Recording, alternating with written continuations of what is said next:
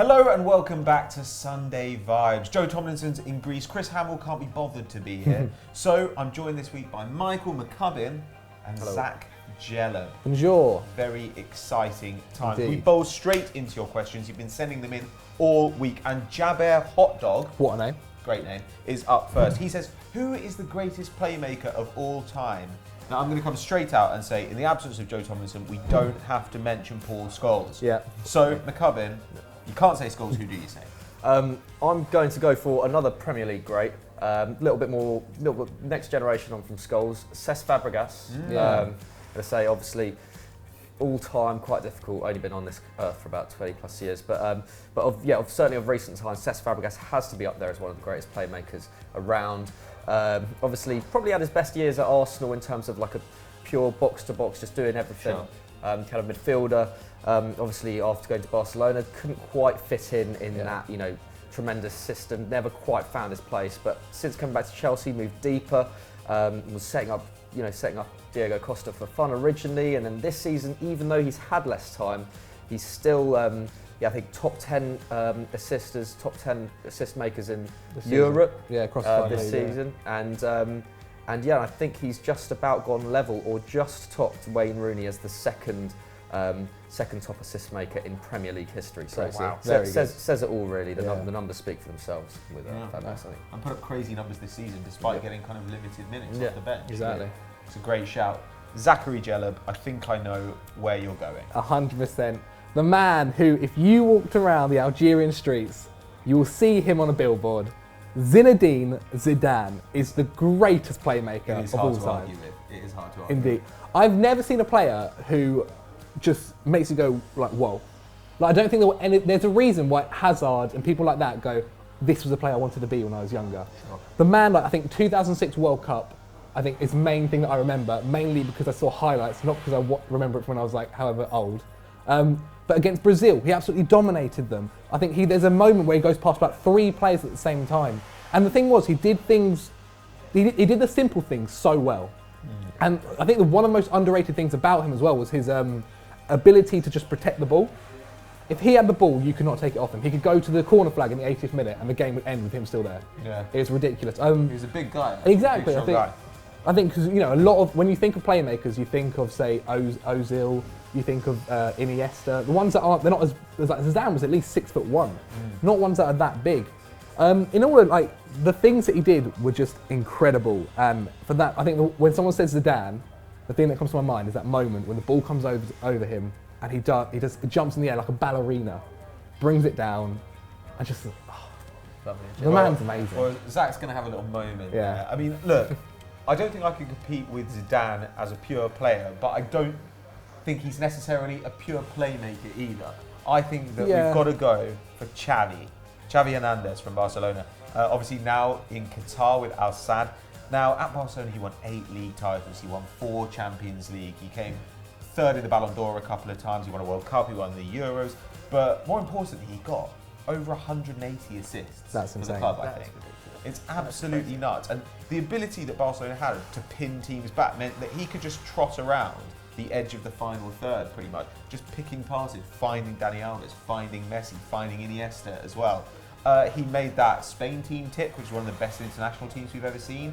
He made a Barcelona team tick, one of the best best club sides we've ever seen. Yeah. And he actually did it in Enrique's team. He did it with Rijkaard. He did it with Guardiola as well. Insane.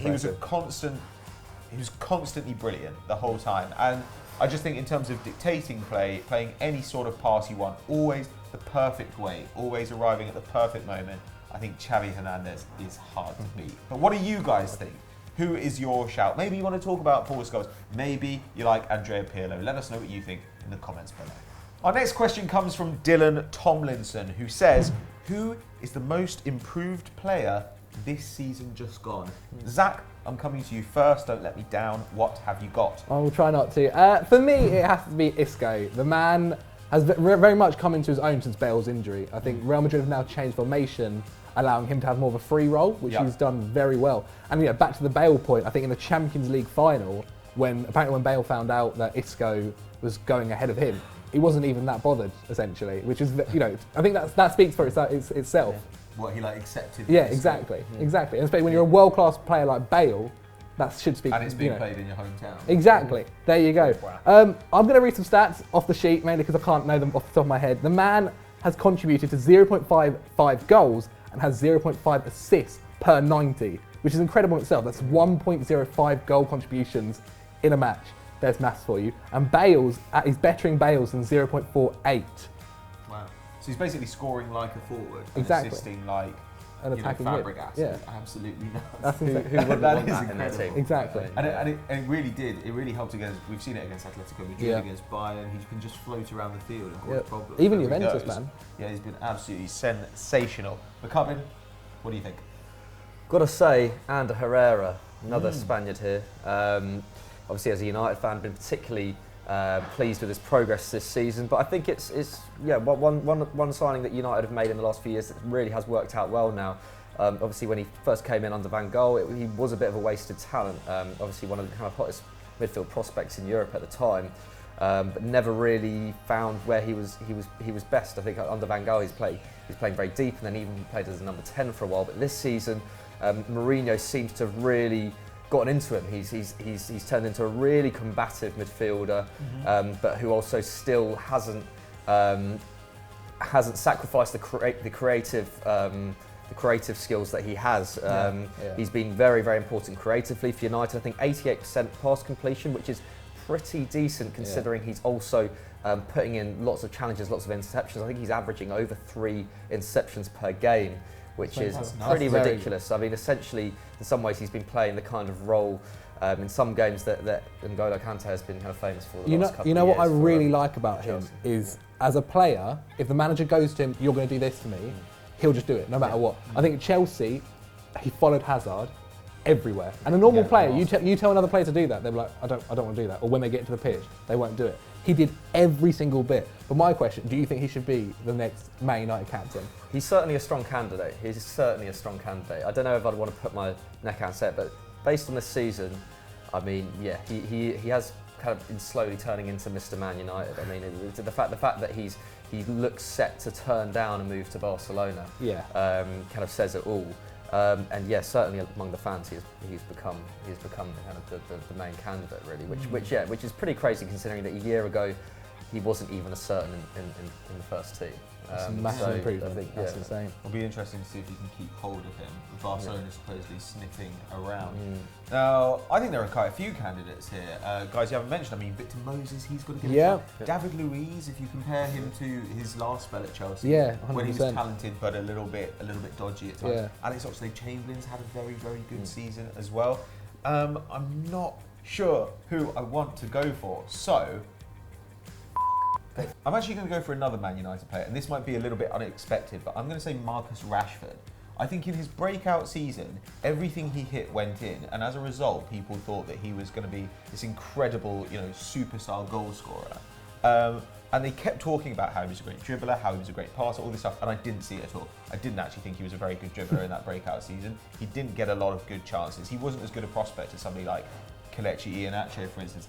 This season, I don't think that he's just good for kind of a teenager. I think he's genuinely good for anyone. He's been a really good contributor on Man United. He can play wide, he can play through the middle. We've seen games where he's been isolated, like against Chelsea, for instance, after that red card. And he's just run the attack on his own. Yeah. He's been a one-man attack, created huge chances for himself. He seems like a very intelligent player. He seems like a level-headed player as well. And actually, quite like Herrera, I think that he does have that ability to listen to the manager and then perform the role that he's given, which is very unusual at such a young age. So I'm going to say Marcus Rashford. But again, we need to know from you guys. Let us know in comments. Our next one comes from Sijo Powell or Sijo Paul, depending on your choices. He says, what is your favourite position on the field and who is your favourite player in that position? The Cubs, I'm coming to you. What have you got?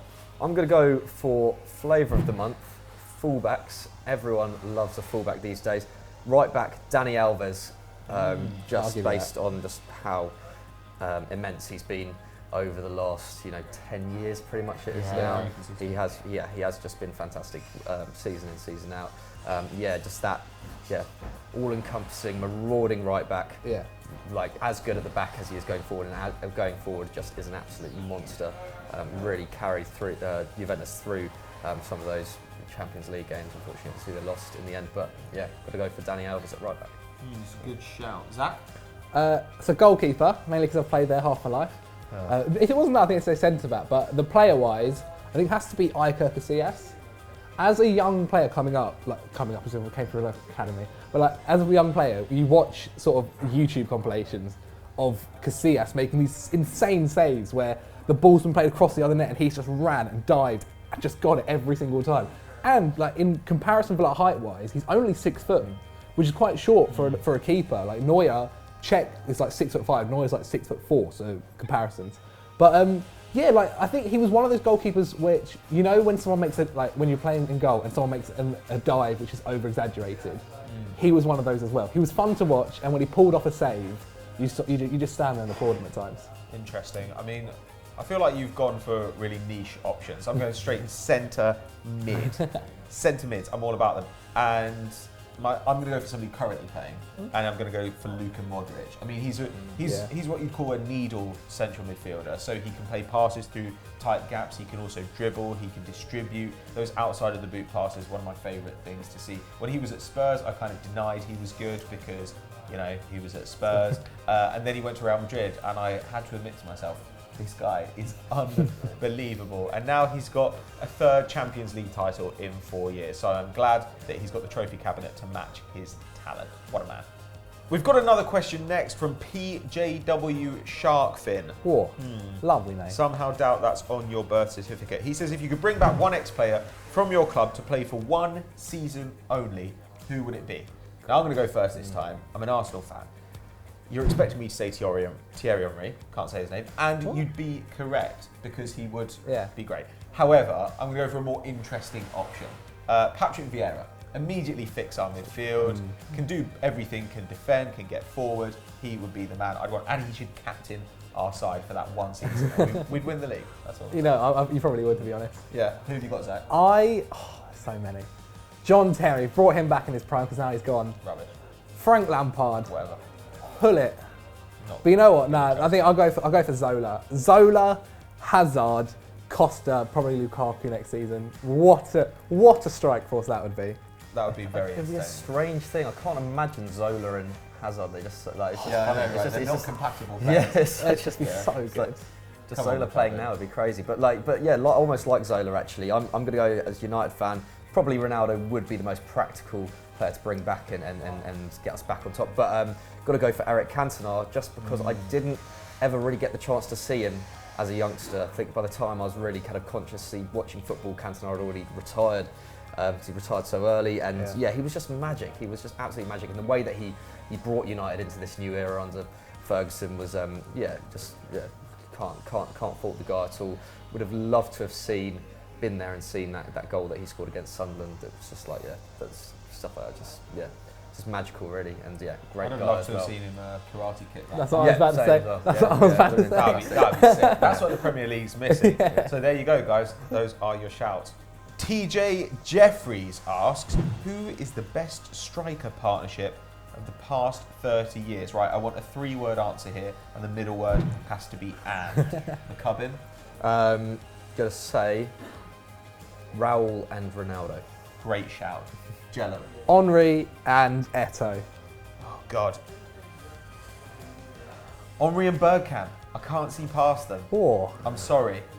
But we need to know your opinions. We've got a poll right up there. Which of those 3 strike partnerships should it be? If you've got another shout, comment. Final question of the week comes from Sonia Kapoor, and she says, has Ronaldo, presumably Cristiano Ronaldo, surpassed Messi after that 4th Champions League win now? His 3rd at Real Madrid? McCubbin, how do you feel about this? You're a United fan. I am. Come on.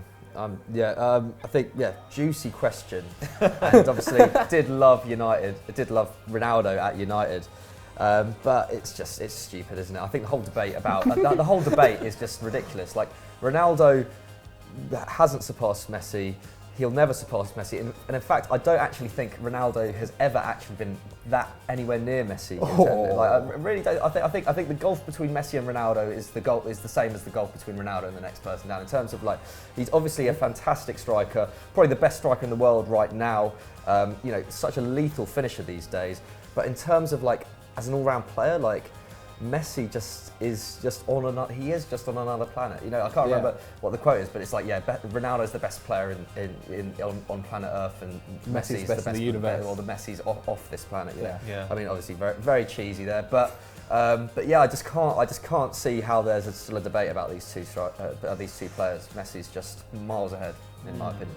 Intriguing. Zac, you got a response to that? I'm going to be the that goes, we need to let them just both play their football and enjoy it while it lasts. Because no, honestly, in 10 years' time, it will be like it was, where the Ballon d'Or is interesting every year, because it could be this player, it could be that player, it could be that player. You know, literally, it's not even 10 years, like 5 years' time, Ronaldo's going to be nearly 40, Messi's going to be past 35, so they're not going to be playing to the standard they are. And the records of like players breaking records, them two breaking records every year won't be happening. Them scoring about like 10 hat-tricks a season won't be happening. Ronaldo scoring as many hat-tricks in the Champions League won't be happening. Like, we've just got to enjoy it whilst it lasts. Sorry, I was going to say, we're going through that kind of golden age, aren't we? Where these two players are just, they've just broken everything. It's a little bit like in tennis as well, like Roger Federer and like Djokovic. It's like these kind of, it's hard to imagine a time after these players now, because it's like, will anyone get close to these kind of records? Well, this is the thing. I mean, like, look, in 2013, Messi had 4 Ballon d'Ors and Cristiano Ronaldo had 1. Messi had 4 Champions Leagues and Cristiano Ronaldo had 1. They're now level in Champions Leagues. They've both got 4. Messi's got 5 Ballon d'Or and Cristiano Ronaldo has 4, but he could level that up next year. Yeah. He's, of course, as well, had possibly the best run over the last 3 games of the Champions League. 3 rounds, rather, that I've ever seen. He got a hat-trick in the quarters, a hat-trick in the semis, and 2 in the final. Now, this sounds like I'm making an argument for Cristiano Ronaldo being better than Messi, but actually, I'm not. I completely agree with you. Like, this is not a debate we should be having. We should just be enjoying them as players. If you go back and look at Maradona's record, it doesn't compare to these 2 guys at all. Exactly. I mean, he obviously won a World Cup and he did it almost single-handedly, but it's nowhere near this, and it's nowhere near Pele's record either. But what people remember about him is him giving them moments of genuine kind of wonder when they were watching football, of like pure entertainment, of just ability being expressed at the highest possible level. And that's what I get when I see Messi play. Messi does things where I just go, oh my God, I can't believe what I've just seen. That's what I want from football. Exactly, but he does it so regularly. Yeah. And then in a couple of years, when that's not going to be happening, we're just going to be going, oh, do you remember the time with Ronaldo, Messi? Yeah, we're not going to sit there and say, oh, you know how many... Do you know what really made me happy? You know, just thinking how full Messi's trophy case. Exactly. Nobody cares. You're going to remember what... I remember being at the Camp Nou and seeing Messi score a hat-trick. That is the thing that I will always remember as a football fan. So, yeah, guys, I think that it might be an interesting debate, but it shouldn't really be a debate at all. Yeah. So that was this week's Sunday Vibes. We hope you enjoyed it. Zac, what should they do after this? They should go to EFD, where yourself and Chris interviewed Stan Collymore for Continental Club. It was really good, actually. I enjoyed it a lot. Mike? And just make sure you follow us all on Twitter handles below. Find out what we're saying, you know, our opinions and whatnot. But can I just say thanks for having me on this? You're welcome. I was forced, in all honesty. Just behave yourself next time. Thank you very much to Mike for joining us. Thank you very much to Zac Djellab. And thank you, of course, to you guys. And I know this annoys you, so... They should go to EFD.